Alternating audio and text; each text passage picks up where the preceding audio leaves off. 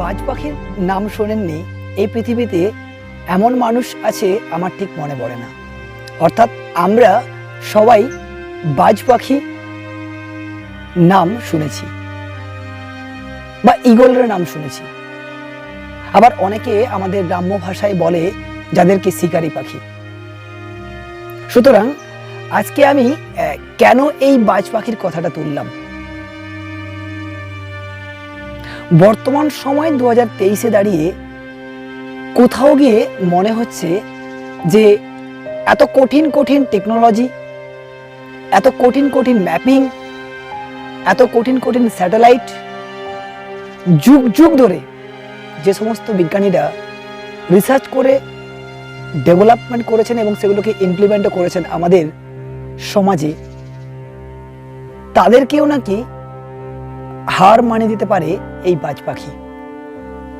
কি কথাটা শুনে একটু স্তম্ভিত হলেন?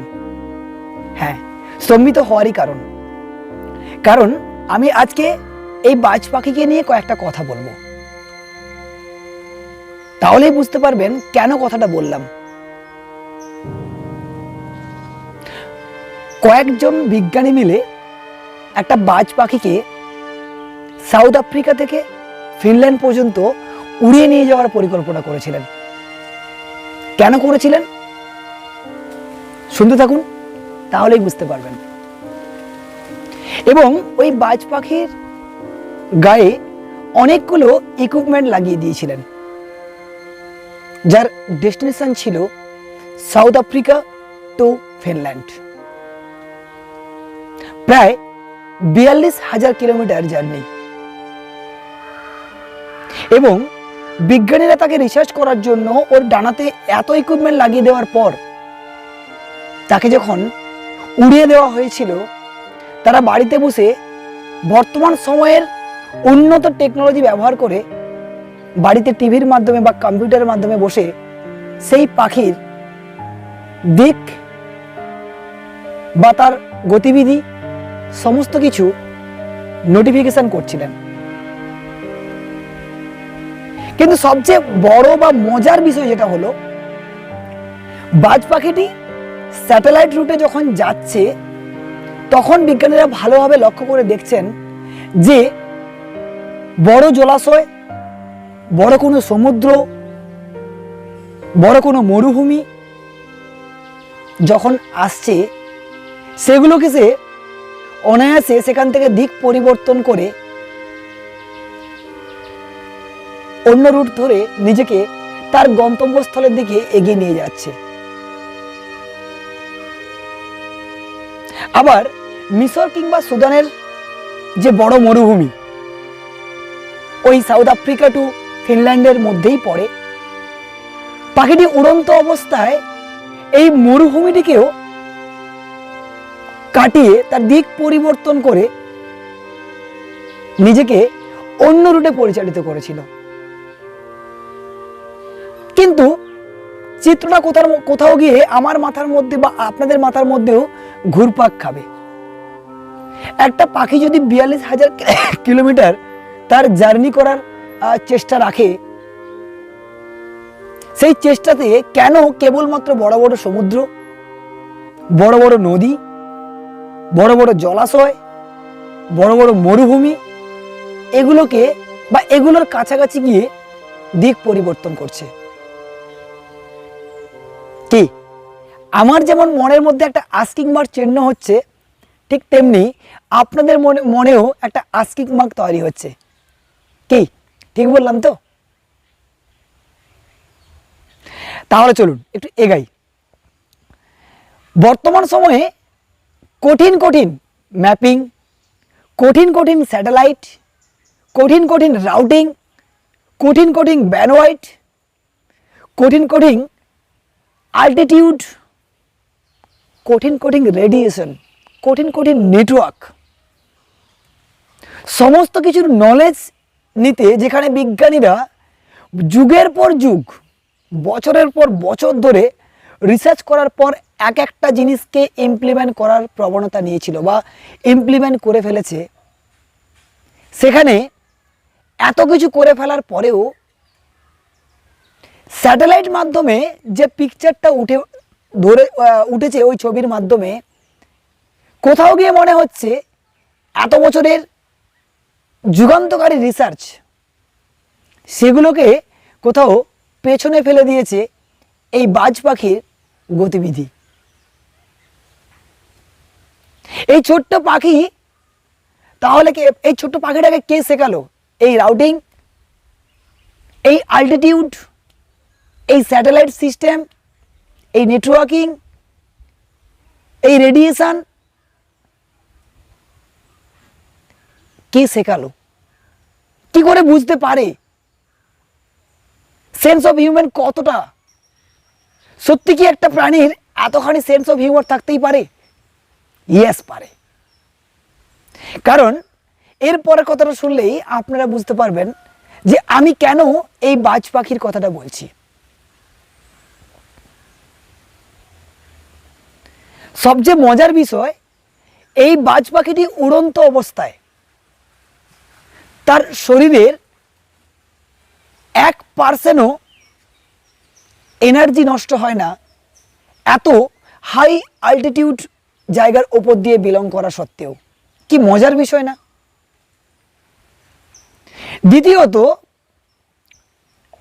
যখন কোথাও উঁচু উঁচু পাহাড় কিংবা বড় সমুদ্র পড়েছে, ঠিক সেই সমস্ত জায়গাগুলোর মধ্যে গিয়ে নিজের রুটগুলো চেঞ্জ করেছে। ডিউ টু রিজন, যদি এই সমুদ্রের উপর দিয়ে উড়ে যায় সে বিশ্রামের জায়গা পাবে না।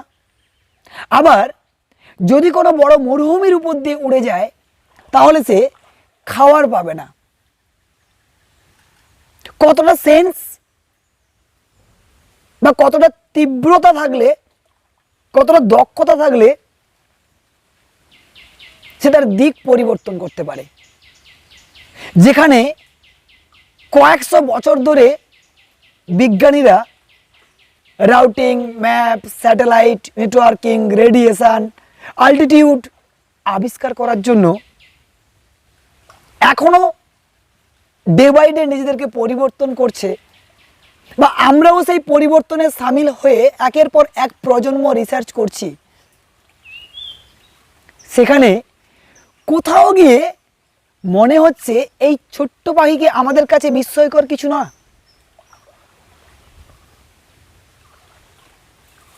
আরো মজার ব্যাপার হলো, যেখানে একটা প্লেনকে উড়াতে পাইলটকে ট্রেনিং দিতে হয়, সেখানে একটা পাখি এই 42,000 কিলোমিটারের মধ্যে প্রায় অর্ধ জায়গা বা অর্ধ কিলোমিটার রাস্তা ঘুমিয়ে ঘুমিয়ে বা ভেসে ভেসে অতিক্রম করতে পারে অনায়াসে। যেখানে মানুষ আজকালকার দিনে 4 চাকা চালালে বা টু হুইলার চালালেও ম্যাপ দেখে নিজেকে এগিয়ে নিয়ে যাওয়া যায়, বা ঘুম ধরে যায় বলে নিজেকে গান বা একটু সাউন্ড চালিয়ে দিয়ে নিজেকে চার্মিং করে রাখার প্রবণতা রাখে, সেখানে এই বাজ পাখিটির কি অবিশ্বাস্য পাওয়ার, যে ভেঙে দিতে পারে স্যাটেলাইট সিস্টেমকে, যে ভেঙে দিতে পারে ম্যাপিং সিস্টেমকে, যে ভেঙে দিতে পারে রেডিয়েশনকে, ব্যান্ডওয়াইডকে, অল্টিটিউডকে, সব কিছুকে। তাহলে কোথাও কি মনে হচ্ছে প্রযুক্তিগত এবং প্রকৃতিগত দুটোই সমান্তরাল ওয়েতে চলছে? বর্তমান সময়ে আমরা এই সভ্যতা যুগে দাঁড়িয়ে আমরা কোথাও টেকনোলজিকে ফার্স্ট বলে মনে করি, কিন্তু একটা ছোট্ট পাখি আমাদের শিখিয়ে গেল যে টেকনোলজি, স্যাটেলাইট, ম্যাপিং, রাউটিং, এদের থেকেও এদের সেন্স পাওয়ার আরও দৃঢ়, আরও প্রখর। তাই মনে হয় এই পাখিটা এইসব করতে পেরেছে। বিজ্ঞানীরা যখন সাউথ আফ্রিকা থেকে ফিনল্যান্ড পর্যন্ত এই জার্নিটা করিয়েছিলেন, প্রায় 42,000 কিলোমিটার, 42 দিন ধরে, প্রায় গড়ে 1000 কিলোমিটার,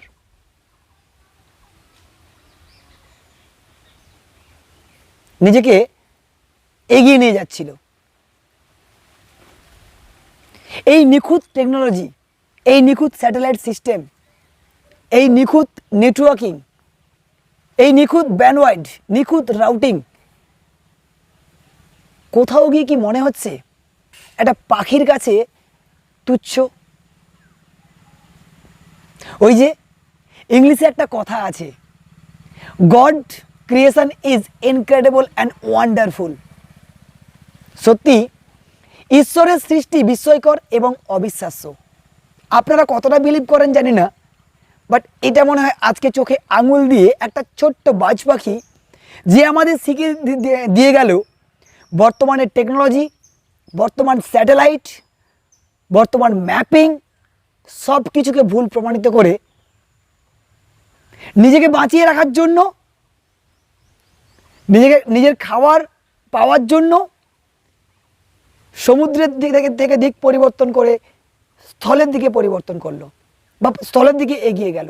আবার উঁচু পাহাড়কে বা হাই আল্টিটিউড জায়গাগুলোকে চেঞ্জ করে রুট পরিবর্তন করে নিজেকে এগিয়ে নিয়ে গেল।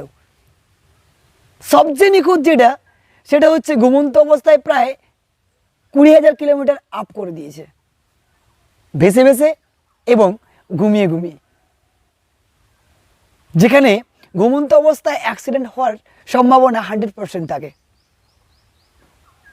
আজকে এই নিখুঁত পাখিটা হয়তো আমাদেরকে বিজ্ঞান এবং ঈশ্বরের সৃষ্টি কিছু জিনিসের মধ্যে তফাৎ না ঘটিয়ে দুটোকে সমান্তরাল দেখানোর জন্য কোথাও আমাদের কিছু শিখিয়ে গেল, আমার তো মনে হয়।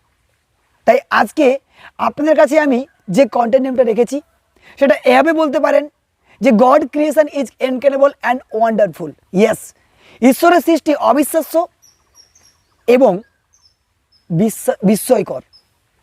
অথবা যদি এই কথাটাকে এমনভাবে বলতে পারি এই কন্টেন্ট নেম হিসাবে, যে একটি বাজ পাখি বনাম বর্তমান প্রযুক্তি, কার দিকে পাল্লা বেশি হবে, কার দিকে পাল্লা কম হবে, এই তর্কে আমি যাচ্ছি না।